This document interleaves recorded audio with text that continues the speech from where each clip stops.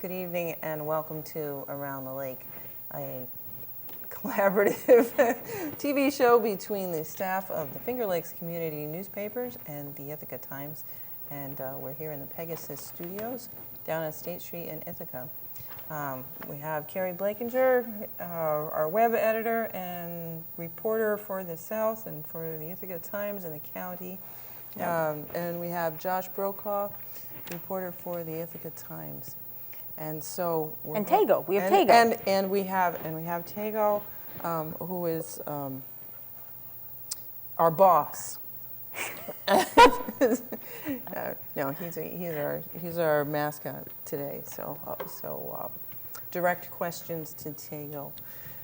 So Keri, what's up this week? You did something on the Government Operations Committee. Yes. What the heck is that? Well, they I don't know. Actually, I don't know what all falls within their purview, because there's some things that they cover that I would have expected other committees to cover. But in any case, this week they were dealing with sparklers. Sparklers. Yay, sparklers, woohoo! They're not legal in New York State, or they weren't until last year when the, Governor Cuomo passed a thing saying that municipalities could opt to legalize them. But they had to pass a law saying they were doing so. Okay, I mean, I'm not going to name the store. Nope, but I know. I mentioned that in my really story. Close to where I live, where I buy a lot of things, Including sparklers. Including sparklers. Yes. And I think I always have. Yep. So well, it's not legal yet, so Oh. so they're not selling them legally, but They've always been banned in the state completely. yes, yeah. Does New York have like the cross-border places? Yeah, but you can. Where you go right over to fireworks Pennsylvania to get now. them, you mean? Yeah. Yeah. Yes, Yeah, we people have do a that. lot, but I thought they changed In the law. Pennsylvania, though. I think they get them in Yeah, Pennsylvania. because Pennsylvania, you're Oh, it not doesn't mean supposed it's legal. You're not supposed to have an in-state ID. You have to have an out-of-state to go buy them at the in-state stores. Oh, really? By the band, yeah. Huh. Interesting. So It's not until you get out to the Midwest, no one cares at all. That's my main firework experience, is the one time the I went to the Midwest. Indiana, Tennessee. No, North Dakota.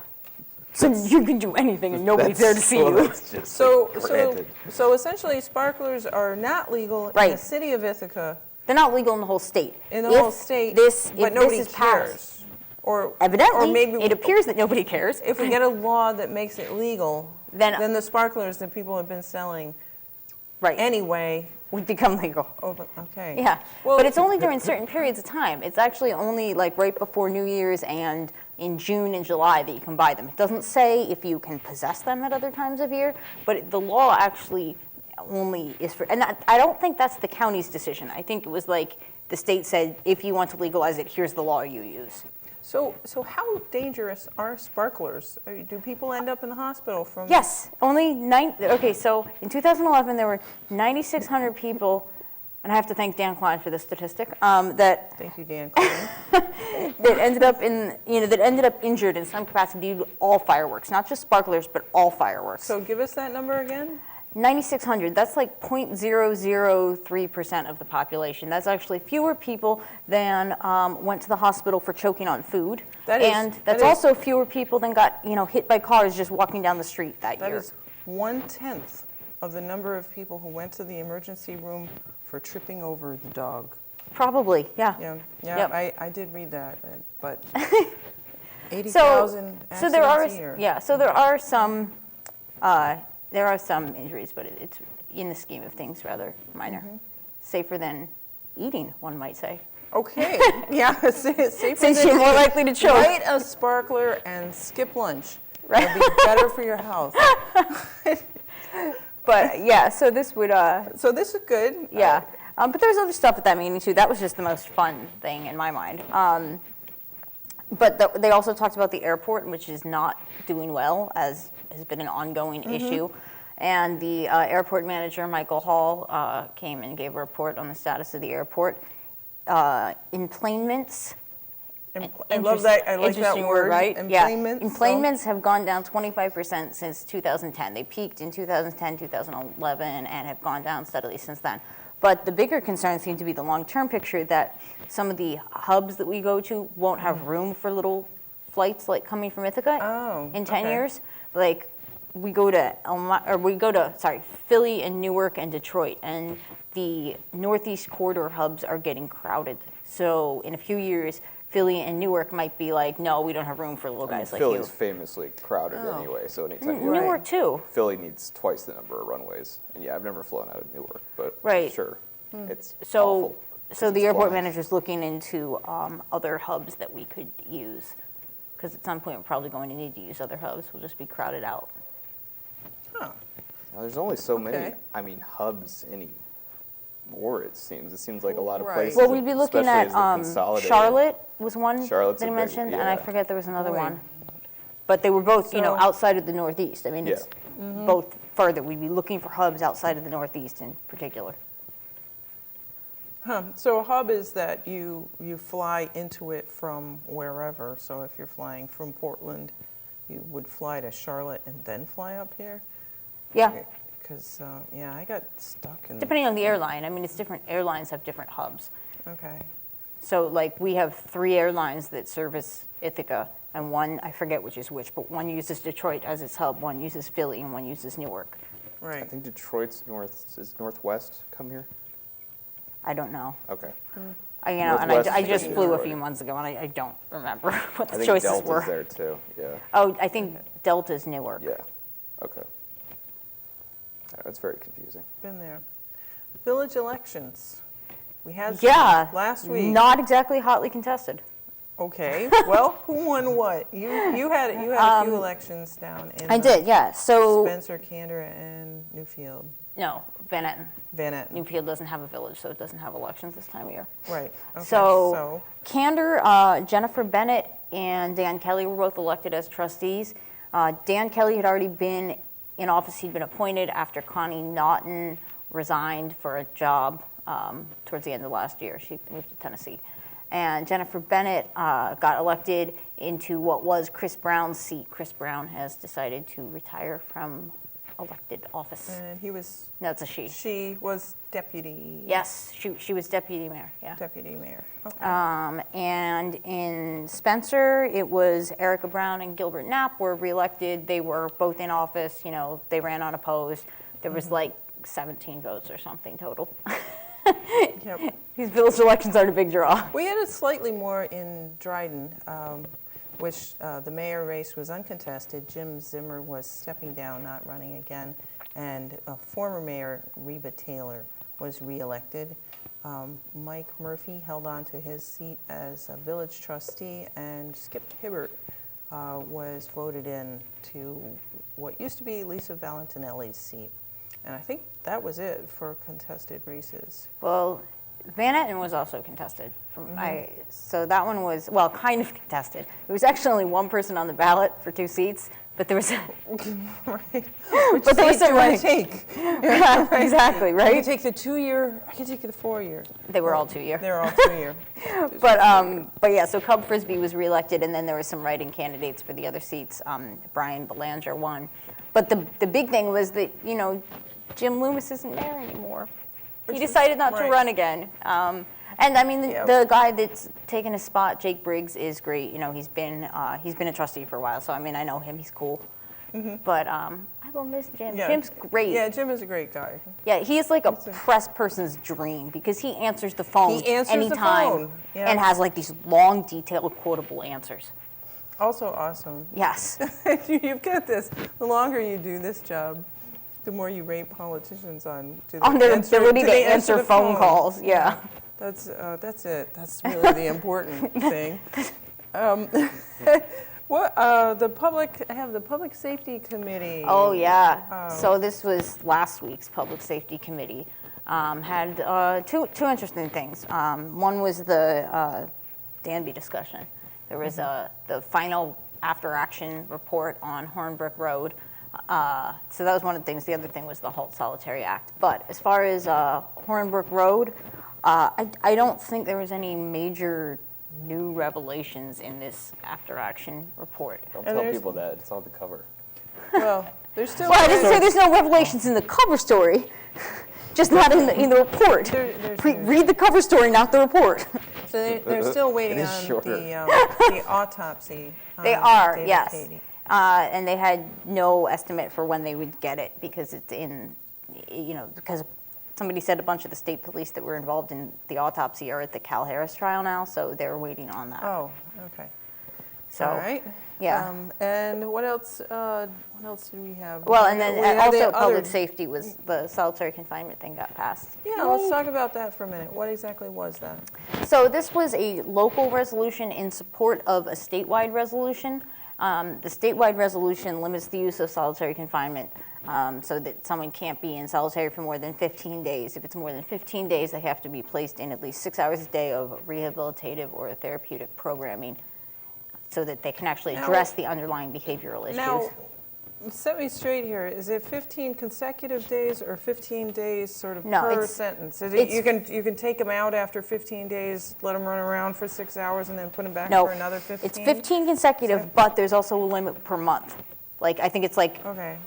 I forget, it's like 20 days total in any 60-day period or something. There's other limits, so you can't just take them out and put them back in. Okay. So- And so the county passed a resolution in support of this? Yes, yeah, All right. unanimously. And, Yay. and where are we getting on not placing juveniles in solitary confinement? Well, so Isn't there's there been, there's been some a few legislation actions coming through on the that. pipeline on that?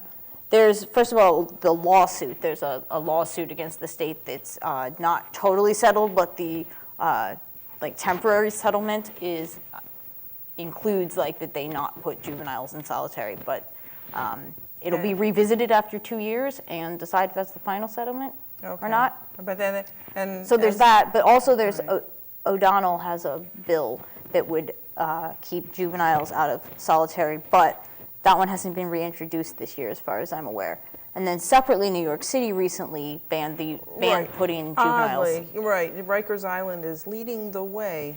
Kind of. Kind of, They also by created- banning solitary for juveniles within 2 years or something. Right, but at the same time, they poured a whole bunch of money into building a new unit for solitary confinement. So, they're, Okay, 2 steps forward, or 1 Yes. step forward, and One another step back. 1 step back. Josh, That's called stasis. that is called, what are you working on? I'm just kind of sitting here right now. You're just kind of sitting here. What are you writing about this week, Josh? What am I writing about this coming week? he seems baffled by this question. Well, this question's always confusing because it's like when we're filming this on a Wednesday, the paper came out, and I wrote something 3 days ago. I'm like, what happened? I don't know. I wrote this week for this week's paper about the cemetery. Walls are tumbling down.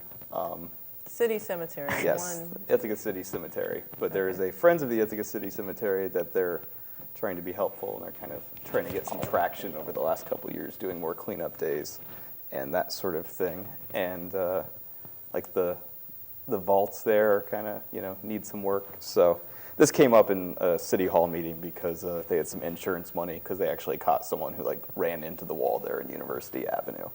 So they had $30,000 to repair one section of wall.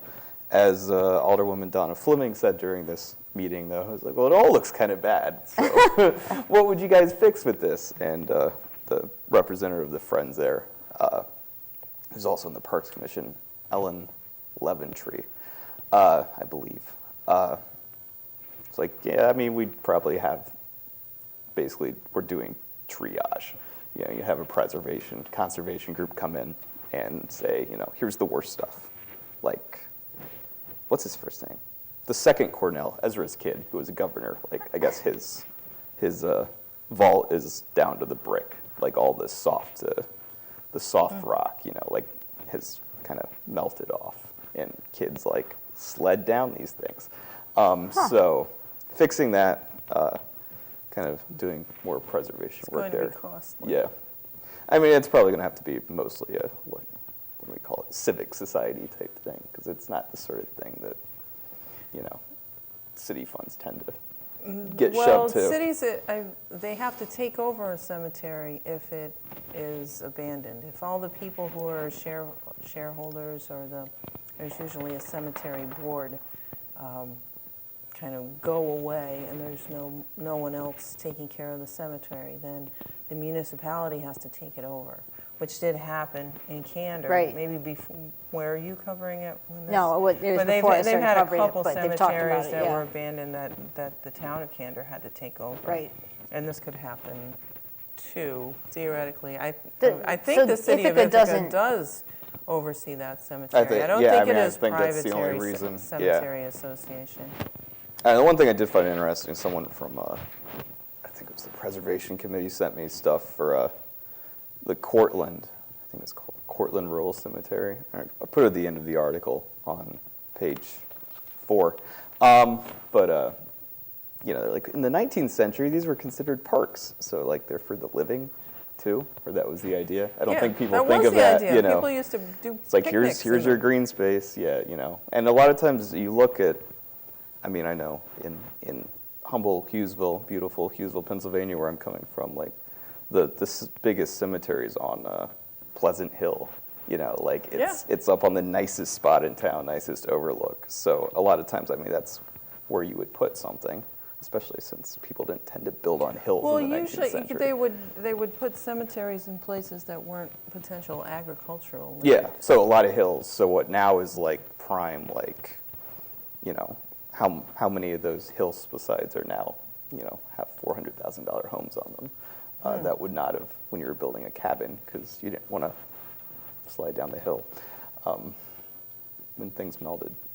I'm completely speculating here. I have no expertise in this, but I read Little House on the Prairie when I was a kid, and I think like usually they were like on flat grounds.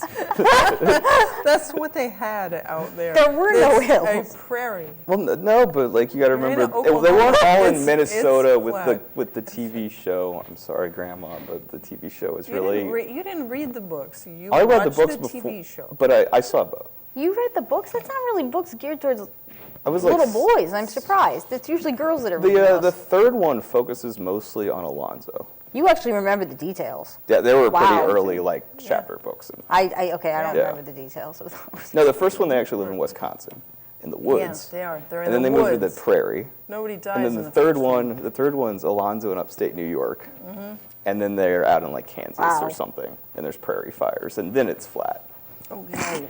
Well, anyway. My sister had like I only remember 100, one where like the somebody had- daughter, Laura's daughter wrote a ton of them too. And supposedly Rose might have actually written a lot of the originals, 6 or 7. Because she was like a writer. She was, I think she lived in Connecticut most of her life, but she was, you know, Right. she was kind of became part of Eastern society and was a writer of some note, but didn't have that much under her name. But she might very well have edited her mother's notes basically into. I'm so amused that you know this much about Little House on the Prairie. Some of these 19th century women reporters were pretty great. Speaking of cemetery, this reminded me, there are a lot of hemlocks in that city cemetery. And one of our stories this week is on the hemlock woolly adelgid, also known as HWA, which is an invasive species that is dangerous to hemlocks, and you can find them if you look underneath the twigs. You can see this little fuzzy mass there, and that Okay. right, that's the evidence of the evil bug. Which evil bug is it? Which Eastern country is it from? Because it's usually. Adelgid, lordy. That one I don't know. However, they are actually working on this. Clara McCarroll did a story on the hemlock woolly adelgid, and Mark Whitmore and Hillary Lambert talked to her about it. They have come up with a pest that preys on it. It is a beetle from the Pacific Northwest who only eats hemlock woolly adelgids. We're And sure they don't some- bring a plague of their own. Well, let's see. Whitmore released the beetle at 4 sites 5 years ago and found evidence of survival at 2 of those sites last fall. In 2013, he added 10 more sites. Eventually, the beetles and perhaps a couple more predators could keep HWA populations in check, but it's a slow process and funding has been slow. And He says we're getting close on time. we're I was getting just going to close. say, any environmental strategy that sounds like what the CIA did in the Middle East just sounds like a bad idea. HWA. It's like giving guns to Afghans to fight the Russians. Like, that worked out well. Like, it's like, let's bring in another invasive species and fund something to get rid of these people we don't like. Guns are not an invasive species. That metaphor completely broke down. Fine, whatever. I think the Afghans probably had guns before we did. Well, yeah, but being the like, idea of funding next to something to like China get and get rid gunpowder of and something so on. bad, and bring in something new. These are, oh, I see. You know, like warlords. No, I All right, we're talking about school budget. So are they going to make their tax cap this year? Wait, Oh, I thought, okay. okay, so Josh, about the school budget. About the school budget, yes. Well, apparently in Albany, these people have fights every year about how much money schools should get locally, and so there's been lots of brouhahas and talk about what the state should do. Cuomo has made people not so happy in the schools unions and teachers and some parents, and they had a big meeting in Lansing last week about it, that they would like to see the gap elimination adjustment taken away, and they would like the aid formula to be like equitable, especially for rural districts. Like, for example, South Seneca, Right. it's like over 60% like state aid, and they're relatively small, So- $22 billion budget. So So what happens when state aid is cut is that schools that rely a lot on state aid, such as South Seneca, that have about 60% of their budget, if they get a 10% cut in state aid, it's much well, more painful really, for them. what it's at right now is people want to see these they want to see what they call full funding, which was put into a court act back in about '06. There was a court decision in the State Court of Appeals that was supposed to make this new foundation aid formula. Everything was supposed to be equitable, and it was like good for a year. You know, people got, districts got more money, and then this GEA, the Gap Elimination Act, came in In 2009. right around after the 2009, recession. the So, economy went down. well, pretty much so- what any superintendent or what have you, school board member will tell you is, we want full funding. We've lost X number million of dollars to what we should have. Even if, maybe state aid has gone up a little bit from 10 years ago, technically speaking. They're would like- taking away less than they have been taking. Well, that's the idea of the Assembly's proposal is to take away only half. So what the local districts basically have to do is just presume flat aid is mostly what most of them seem Have they to be released doing. this year's aid Well, numbers? Yeah, they have not released No. the aid That's what I thought. numbers. And No, so the aid runs haven't come out, and Which they usually have by this point. I mean, usually they're building their budget by they now. put them out in the end Yeah. of January, beginning of February. but I They think let the students. Dryden, for schools example, know. Mike's story, it said, they've got 3 numbers going on, And a lot of them are doing So- it that way. They're just going with a flat budget, the same as Right. they spent last year, which is tricky if they're negotiating teacher contracts, which I believe Trumansburg is, and Newfield is Yes. also trying to negotiate contracts. Oh, I don't know if is Newfield negotiating with teachers or just with the CSEA? Just with the staff. Yeah. Yeah. But still. But yeah, that does make that difficult, any negotiations, if you don't actually know what your budget's going to be. And a lot of the schools have been cutting staff for the last 3, Yeah, 4, Ithaca 5 years. cut a bunch Ithaca- last year, Yep, remember? Ithaca dropped a lot of staff. So So- is Ithaca going to make its tax cap, do they think? They're not planning, they're going to be up to the tax cap. But they're going to It stay seems. within it. They're not, Yeah. last year they exceeded it, that's what it Yeah, is. they're not, the budget number is 0.65 rate increase, as opposed to, I think it was 5.9 something last year, which was I think they were pretty more large. than that in the end, So- but yeah. So we'll But see. yeah, they're only supposed to be eliminating 4.5 full-time equivalent positions, and supposedly with people leaving and such, there won't probably have to be any layoffs. Or at least that's the proposed budget that was just revealed on March 24th. So Okay. So we'll see. And when did they vote on budgets this year again? May 19th is the budget Yeah, vote. May Okay. 19th is the budget vote. All right, you should be. So I'm getting this signal from Bill in the booth that we're running out of time. I did want to say that Trumansburg has crowned a new pie champion. The annual Pie-O-Rama ran last week. Well, I mean, it's is a it great- eating, making? making Throwing? making pies, Okay. and you buy a ticket and you can go judge pies like crazy. And Shannon Williamson took home the pie making crown with a key lime raspberry pie. So I'm assuming this is where we're at the end because no one's signaling me from the booth. We want to just talk through the end of the show. You're giving me. Okay. I guess we could do it that way. We're just going to do the thing where we talk until it fades out. We just And- like talk until it fades out. Thanks so much for watching. We'll see you next week. And thank you to Joe Scaglione for our video montage, which opens the show.